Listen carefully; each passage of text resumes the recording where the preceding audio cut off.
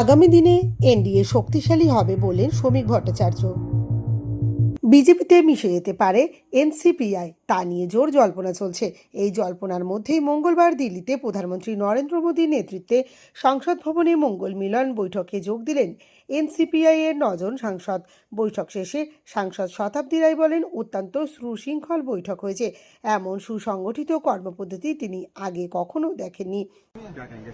बहुत अच्छा है। ये तो देखा नहीं, ये बहुत ऑर्गेनाइज्ड मीटिंग था। और क्या बिल आ रहे, क्या देश का क्या विजन है, क्या करना जा रहे, क्या कर रहे, ये सब डिटेल्स में डिस्कशन हुआ। ये तो देखा नहीं कभी मैंने पहले, तो ये बहुत ही ऑर्गेनाइज लग रहा है। अच्छा, बारे में डिस्कशन हुआ एक्सपोर्ट के बारे में, जीरो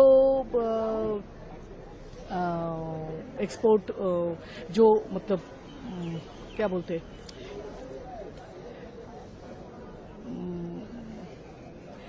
टैक्स जीरो, हाँ, उसमें जो बात हो रहे थे ये इतना टाइम ये करे, तो फिर वो और जैसे फिशरीज का नया डिपार्टमेंट हुआ, उसका क्या बेनिफिट क्या कर रहे हैं वो।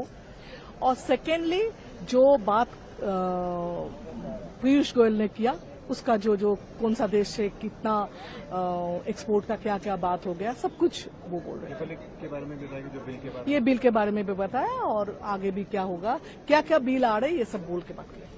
অপরদিকে বিজেপিতে এনসিপিআই মিশে যাওয়া নিয়ে বিজেপির রাজ্য সভাপতি তথা রাজ্যসভার সাংসদ শ্রমিক ভট্টাচার্য বলেন, এরা তৃণমূলের প্রতীকে নির্বাচিত হয়েছেন।